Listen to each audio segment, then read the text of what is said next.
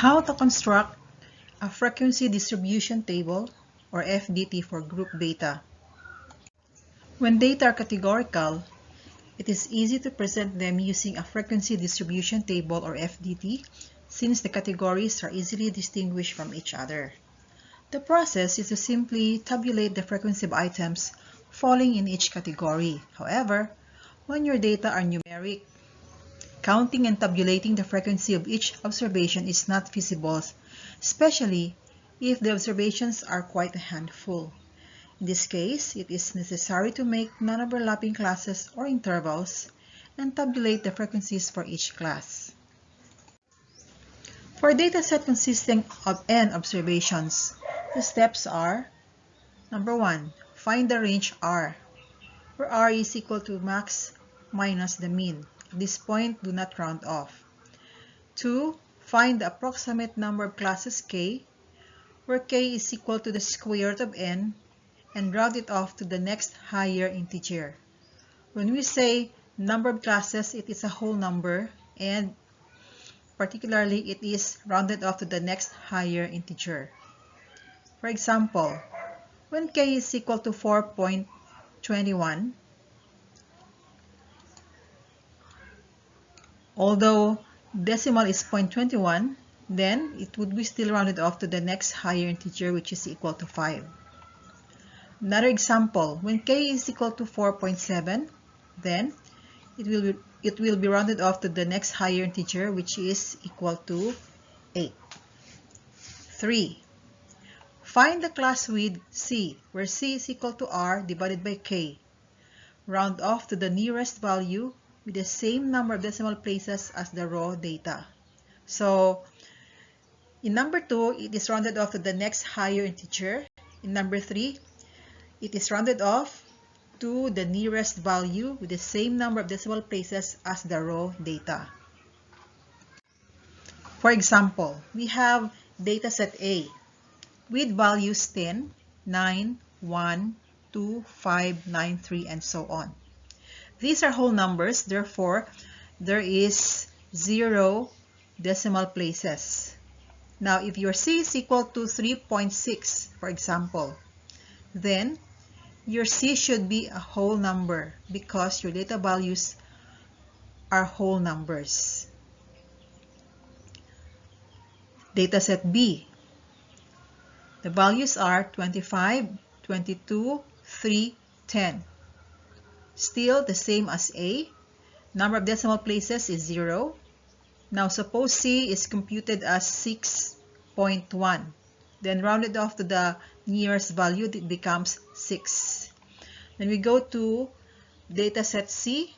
You have 2.5, 2.3, 1.5, 8.5. Now take note, it has one decimal place. Okay, one decimal place, one decimal place. So we write here 1. Now suppose C is equal to 2.6822. Then it should be rounded off to the nearest value, the same number of decimal places as your data. So it has one decimal place, therefore C should also have one decimal place. So it will become 2.7 here. Let us go to the dataset G. So the values are 5.456, 3.145, 10.333. Now, there are 3 decimal places, 3 decimal places, 3 decimal places. So we have 3 decimal places. Therefore, C should also have 3 decimal places. Now we go to the last data set, which is H.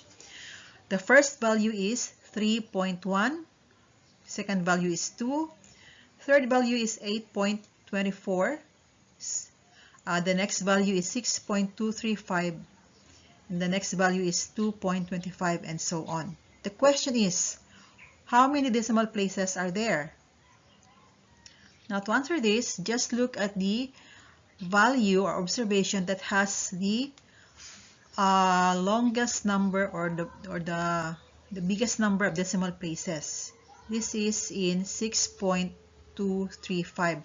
3 decimal places. So we write here 3. Therefore, our C should have 3 decimal places also. That's why this C is rounded off to 3.821. I hope this is clear for the computation of C. 4. Find the following values.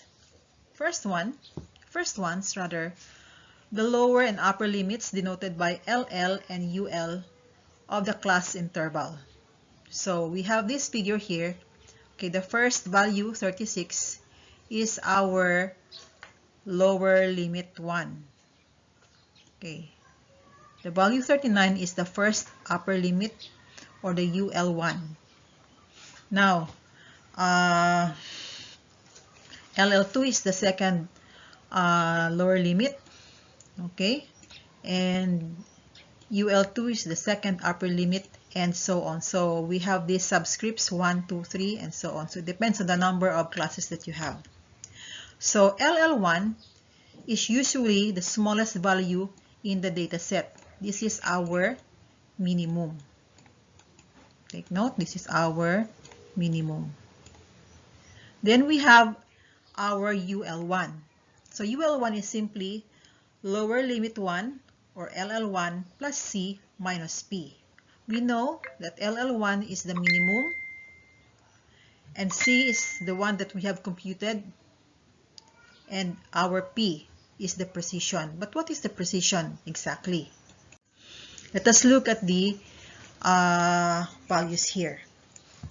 Let's say we have the observations 3, 4, 0, 5, 11. These are whole numbers.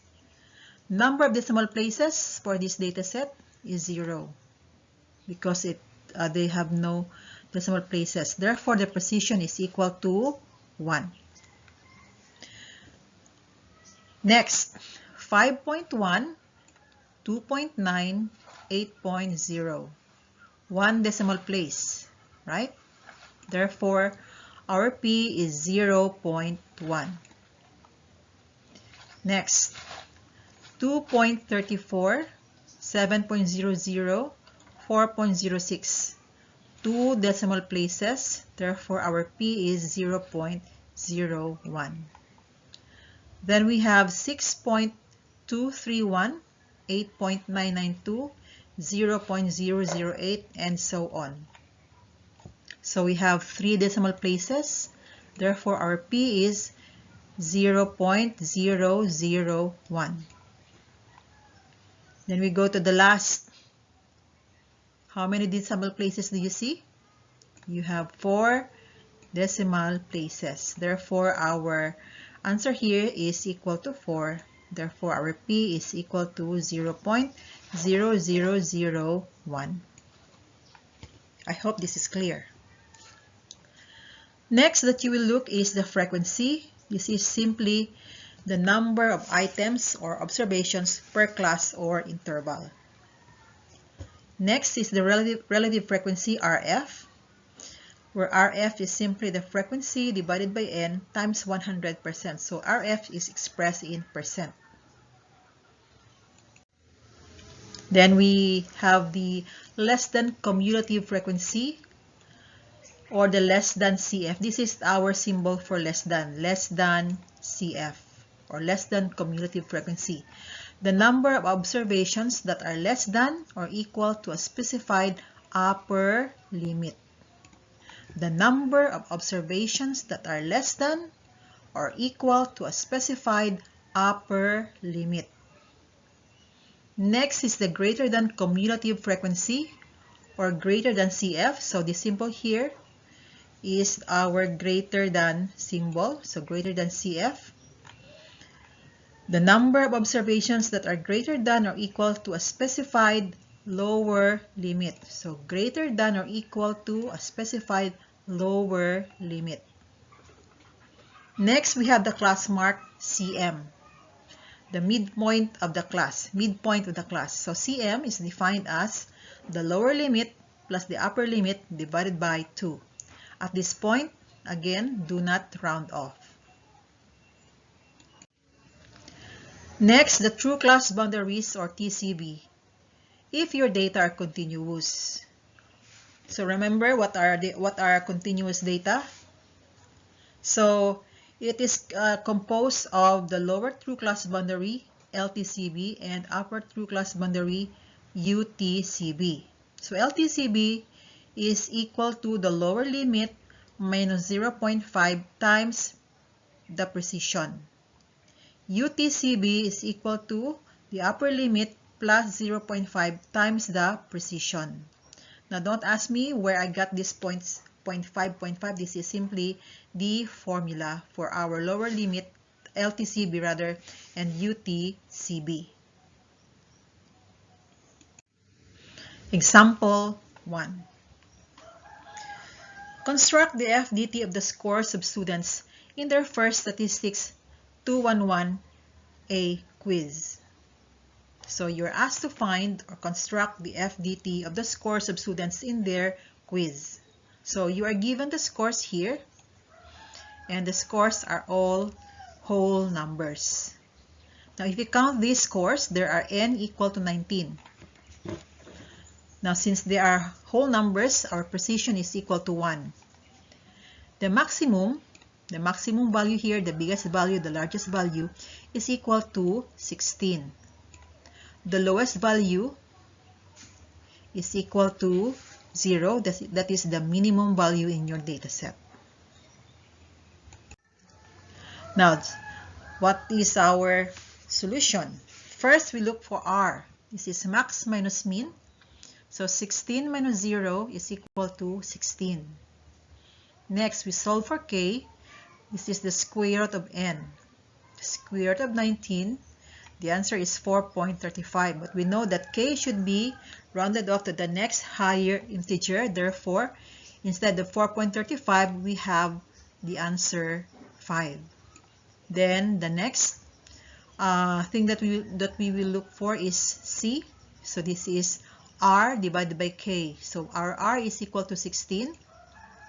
Okay, and our K is equal to 5. The answer is 3.2. But we have a rule that C should be rounded off to the same number of decimal places as our data. Our data are whole numbers. So therefore, your C should also be a whole number and rounded off to the next, or rather to the nearest value. So the answer is equal to 3. Next step is to find the classes, the frequencies, the RF, the less than CF, the greater than CF, and the class mark CM. First, the lower limit, LL1, is equal to the minimum. We note that the minimum is equal to 0. Then we have UL1, the first upper limit. This is simply the lower limit 1 plus C minus P. We know that LL1 is equal to 0. We know that C is equal to 3, and P, since these are whole numbers, is equal to 1. So 0 plus 3 minus 1 is equal to 2. The first class is now 0 to 2, meaning the first interval is from 0 to 2. 0 to 2. To get the second class or interval, just add C to LL1 and UL1. So this, if our interval or class is 0 to 2, if we add C to our limit, lower limit 1 and upper limit 1, and our C is equal to 3, so 0 plus 3 is equal to 3. Then 2 plus 3 is equal to 5. Therefore, we have our second interval or class, 0 to 2, 3 to 5. To get the third class, add C to LL2. This is our LL2. And UL2, resulting to 6-8 or 6 to 8 interval, and so on. So our C is equal to 3. So 3 plus 3 is equal to 6. And 5 plus 3 is equal to 8. So we now have 3 intervals. Take note, our K is how many intervals? We have 5 intervals. So we are expecting to find 2 more intervals. Now let us look at the classes. Our minimum is equal to 0. Our maximum is equal to 16.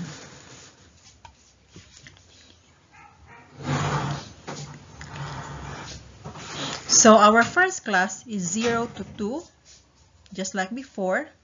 We add C, which is equal to 3. Okay, add C to the lower limit and the upper limit. So 0 plus 3 is equal to 3.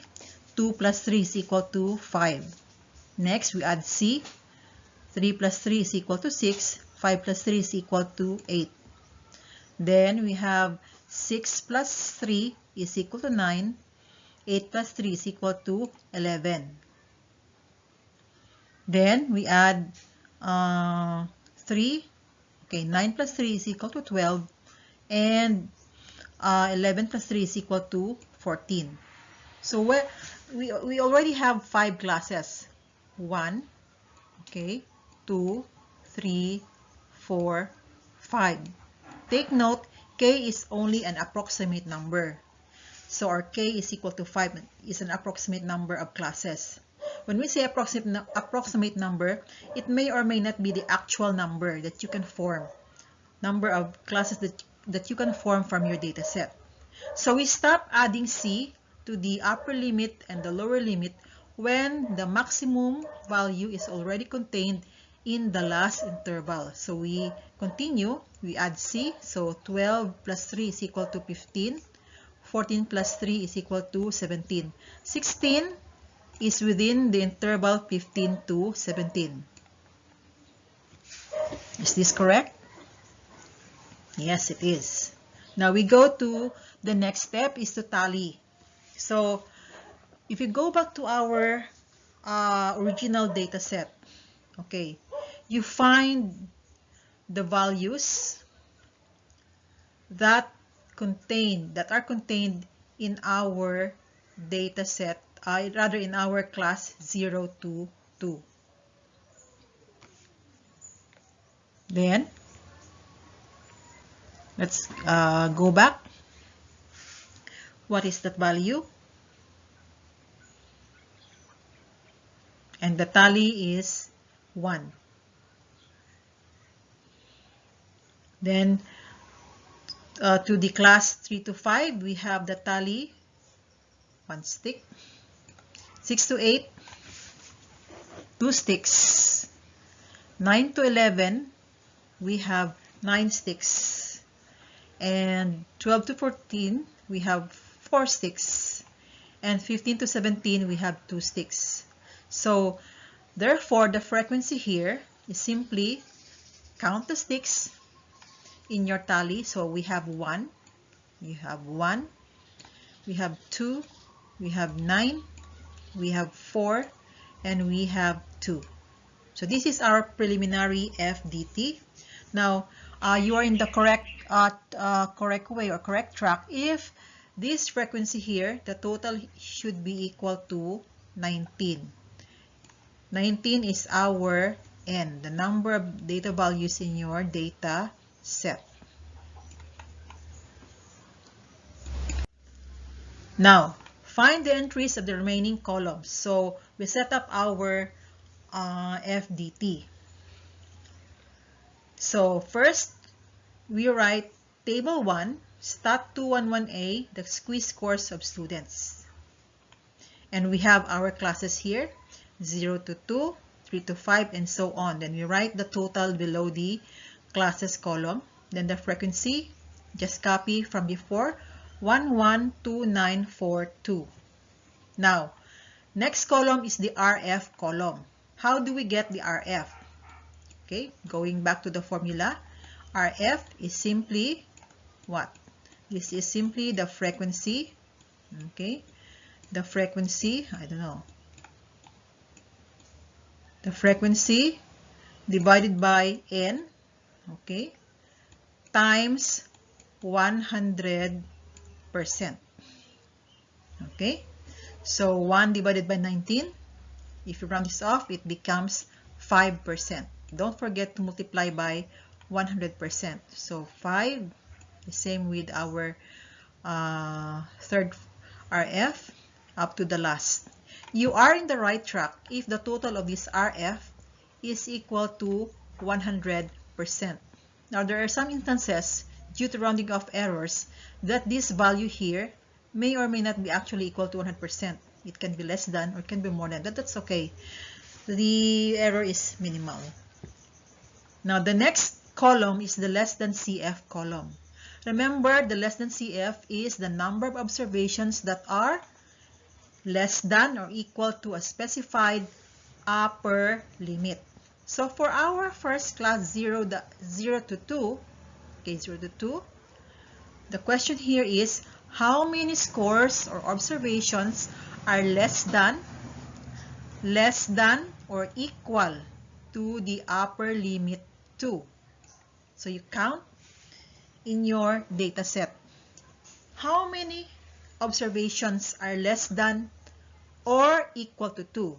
Less than meaning lower than or maybe equal to 2.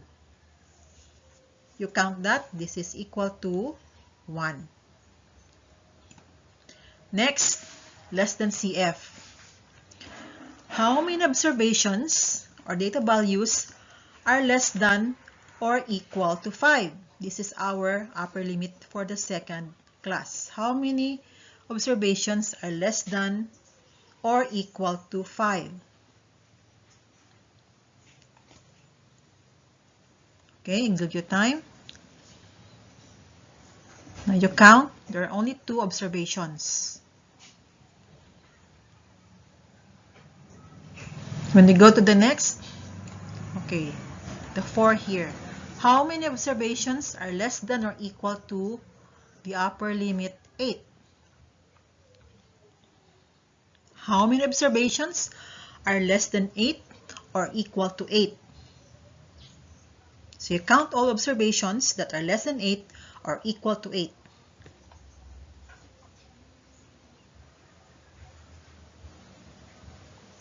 Now, if you did that, then the answer should be equal to 4.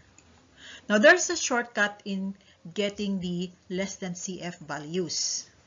What is that shortcut? So, look at your frequency, the first frequency. Now, your first frequency is the first value in your less than CF column. So, just copy the one here to this place. So 1, 1. Then you have to add this to the second frequency. So 1 plus 1 is equal to 2. Next, how do we get the 4? 2 plus 2 is equal to 4. Next, 4 plus 9 is equal to 13. Next, 13 plus 4 is equal to 17. And 17 plus 2 is equal to 19. You are in the right track if the total of your frequency or the total or your n is equal to the number 19. Is this understood? Next column is the greater than CF column. What is the greater than CF? The greater than CF is the number of observations that are greater than or equal to a specified lower limit. Before, for the less than CF, we have our upper limit, but for the greater than CF, we refer to our lower limit. So the question is, how many values are greater than or equal to 0? Just think of it. How many values are greater than or equal to 0? greater than 0 or equal to 0.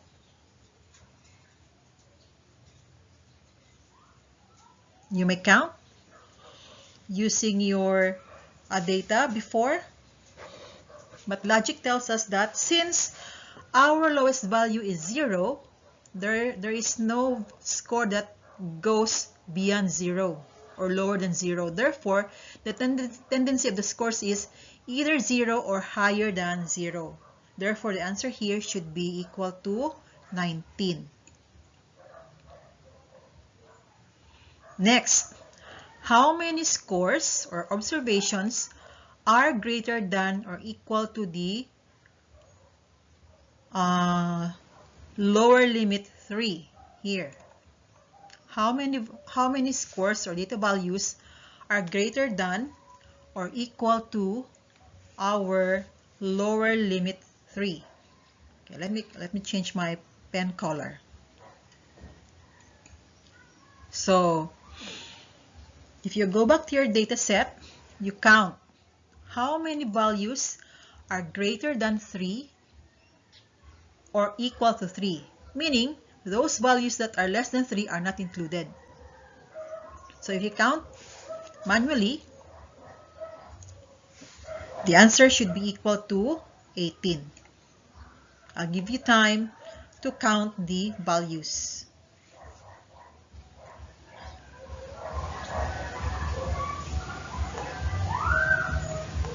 Next, how many values are greater than or equal to our lower limit 6? How many values are greater than or equal to the lower limit 6? So meaning those values that are less than 6 are not included. If you count it, or you count the number or the observations for our data set, actual counting, the answer should be equal to 17. Now there is a shortcut because I find it very tedious to find manually the values from the data set. There is a shortcut here. Okay, what you do is you copy your N, 19, okay, to this position, the first position in your greater than CF column. Then, so 19 should correspond. So, next step is 19. 19 minus 1, the first frequency, is equal to 18. Understood? Next, 18 minus the second frequency is equal to 17. Understood ba? Next, what do we do?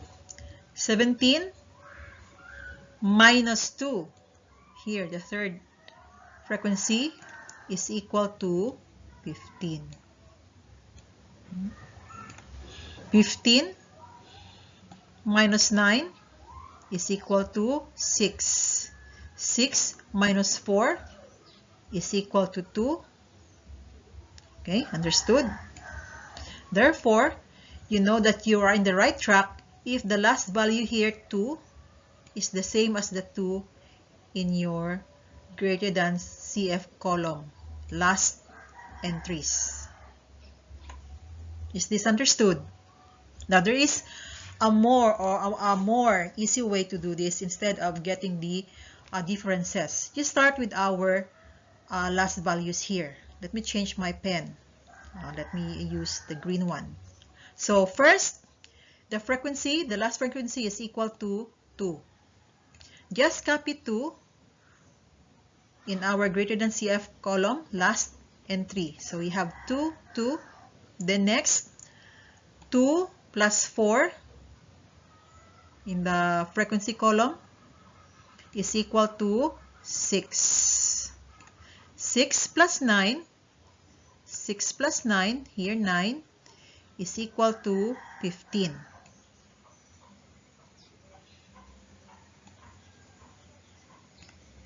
It's a mess now. 15 plus 2 is equal to 17.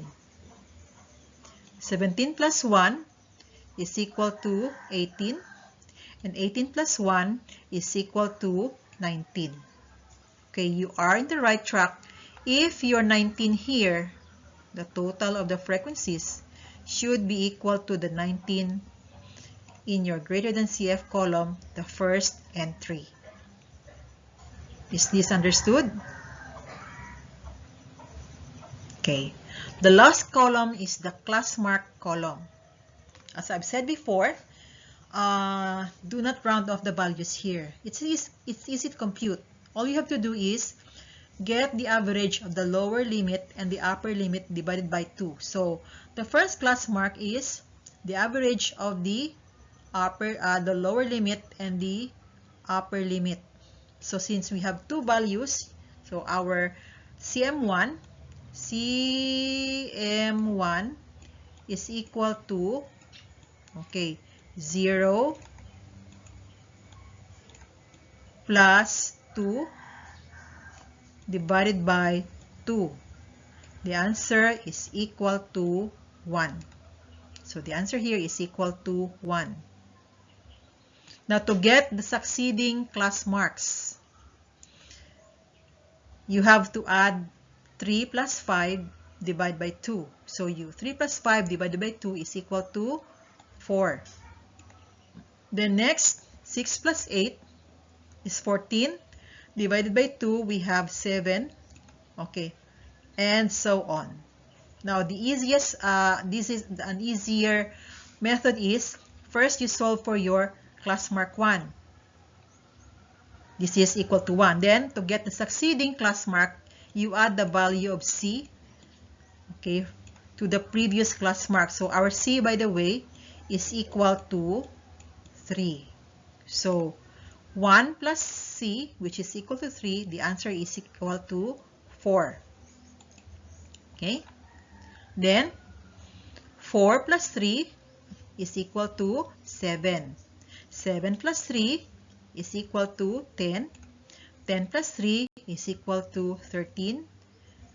13 plus 3 is equal to 16. It's as easy as that. Now, really, our table 1 is a mess. Anyway, we have the quick interpretation.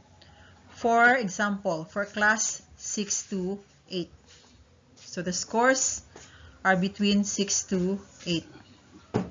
Now take note, for the frequency distribution table, for the class 6 to 8, the frequency is equal to 2. What does it mean? It means that 2 students out of 19 students have scores between 6 and 8. Okay. Next, the RF column, we have 11. 11% of 19 students have scores between 6 and 8.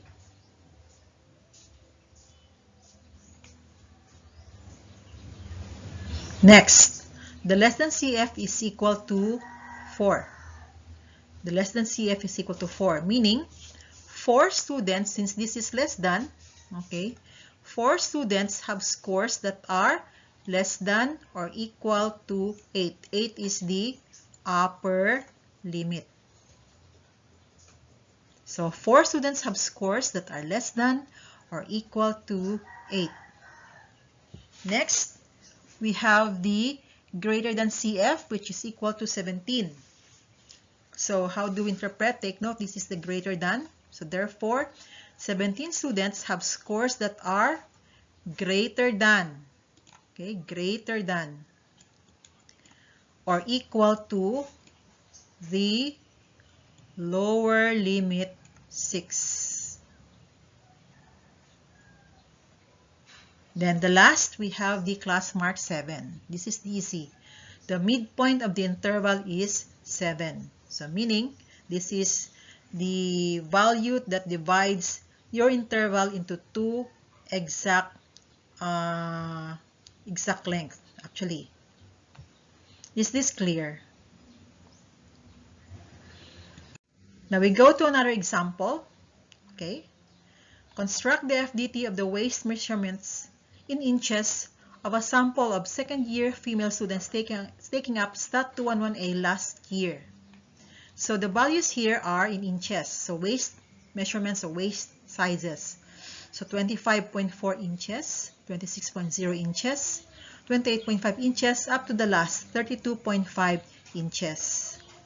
Then we have our N is equal to 10. We have 10 students, meaning 10 measurements of their waist sizes.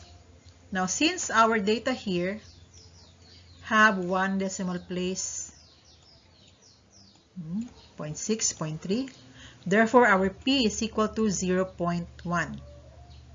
The maximum, the highest value is 32.5 and the minimum is 25.4.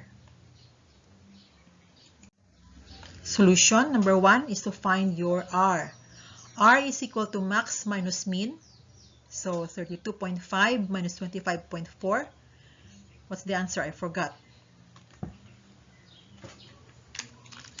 This is equal to, 7.1. Okay. Then the next step is to find our K, the square root of 10.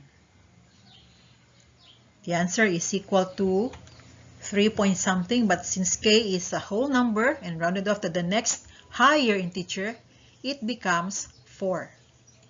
Then we have to solve for C. R divided by K, so 7.1.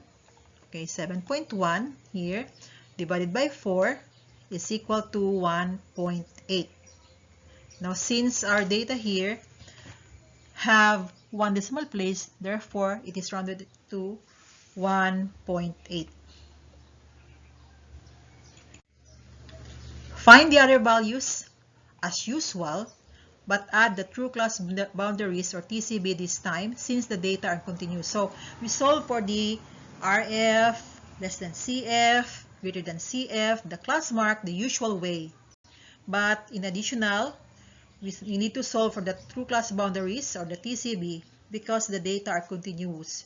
We will be using the TCB later on for our graphical presentation. Now, how do we solve the LTCB1 or the lower true class boundary 1? This is simply the lower limit 1 minus 0.5 times the precision. So, the lower limit is 25.4. Okay, minus 0.5 times 0.1. The answer is 25.35.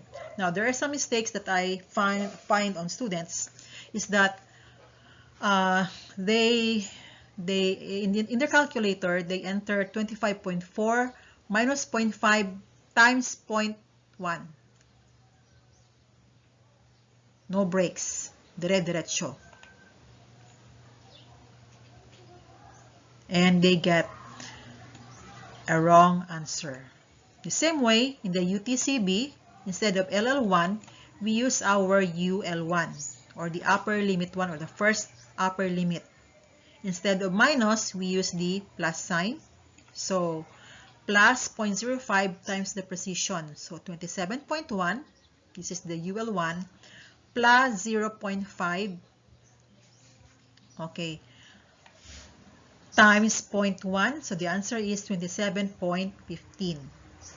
Therefore, the first true class boundary is 25.35. Okay. And up to 27.15 rather. So the first true class boundary. This is interval also. So there is a dash. 25.35 minus 27.15. To get the second true class boundary, add C to LTCB1 and UTCB1, resulting to 27.15 to 28.95. So you try it. So you have 25.15 Hirap. 55.35, okay, to 27.15. You add C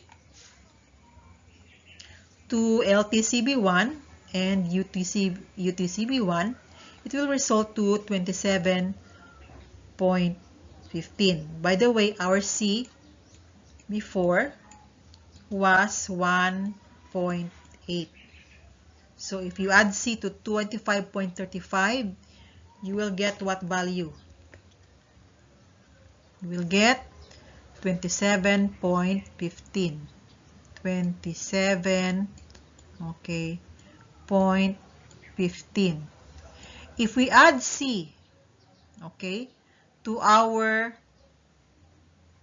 UTCB1, you add it here, what will happen? So 27.15 plus 1.8, you will get 28.95. So you'll get 28.95. Therefore, to get the succeeding true class boundaries, just add C to both sides of the previous true class boundary. Therefore, the final FDT is given as, so I will not show how we tallied it, okay? So I'm just giving you the final FDT. So we write table 2, or you provide the appropriate title here. It's up to you. Then you write the classes, okay, the frequencies, the RF, okay, the less than CF, greater than CF, the class mark, and the true class boundaries. Okay, these are the only values that we have added. Okay, so the same interpretation as the FDT for whole numbers, only that the TCBs are added. Do you have any question now? Any questions? If you have, then comment below. Thank you and happy day.